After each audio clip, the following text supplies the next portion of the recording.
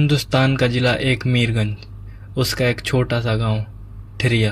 और बात है 1981 की, जहां पर एक शख्स जिसका नाम सखावत, वो अपने गांव में अपने दोस्तों के, भाइयों के और फैमिली के साथ खुशी खुशी रहता था।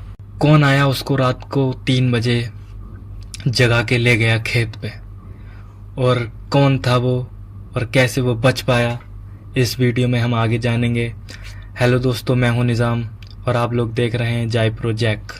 तो दोस्तों, सखावत लिखते हैं उन दिनों गांव में उनके गेहूं या धान जो भी उसकी कटाई चल रही थी। तो दोस्तों में और इनके फैमिली वालों में एक बहस रहती थी कि जो ज़्यादा काट ले तो उसको ज़्यादा पैसा और ज़्यादा मुनाफा होता था। तो इस चक्कर में ये सब सुबह को जल्दी उठ के जाने की कोशिश करते थे। जो ज़्यादा जल्दी काट लेता था उसके पास ज़्यादा कटा हुआ माल हो जाता था, उसको इस हिसाब से ज़्यादा मुनाफा मिलता था। तो कहते हैं एक दिन मैं यही दोस्तों से बात करके अपने घर लौटा और मैंने सोचा कि सुबह को सबसे पहले मैं चला जाऊंगा और सबसे ज़्यादा काट के गेहूं या धान जो भी है रख लूँगा। बोलते मैं सोया 9 बजे, तो रात को 12 बजे मेरे को किसी ने आवाज़ दी, मेरे दोस्त की आवाज़ में, कि सखावत चलो, सारे दोस्त लोग चले गए, तुम रह गए हो, सबसे पीछे रह जाओगे। मैंने उठा, जल्दी जल्दी में मैंने अपने दराती या हंसियाँ जो भी मैंने लिया, मैंने जल्दी में घड़ी का टाइम नहीं देखा, मैंने बोतल ली और मैंने जो भी अपने काम का सामान था मैंने लिया और मैं उसके पीछे पीछे चल दिया। वो मेरे आगे आगे चल रहा था, मैं उसके पीछे पीछे चल रहा था। लिखते हैं कि इस तरीके से इल्यूज़न उसने क्रिएट करा था कि मुझे ऐसा लग रहा था कि मेरे आगे मेरे सारे दोस्त लोग जल्दी जल्दी चल रहे हैं। मैं जितना जल्दी चल रहा था वो उतना तेज चल रहे थे। मैं दौड़ने की कोशिश करता तो वो लोग भी दौड़ते। अंत में मैं खेत पे पहुंचा। खेत पे पहुंचने के बाद मेरे को ऐसा लगा कि यहाँ तो कोई भी नहीं, मैं अकेला हूँ।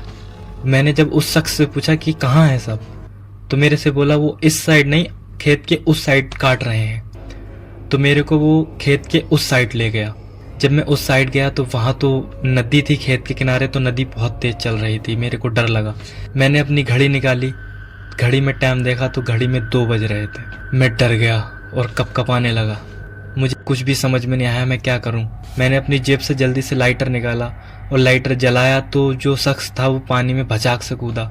मैंने उससे पूछा कौन, तो वो कहता है मैं जो भी हूँ, लेकिन आज तो जिंदा नहीं बचता अगर तू लाइटर लेके नहीं आया होता। जब मैंने ये सुना तो मैंने अपना सारा सामान छोड़ के वहाँ से भागना स्टार्ट कर दिया।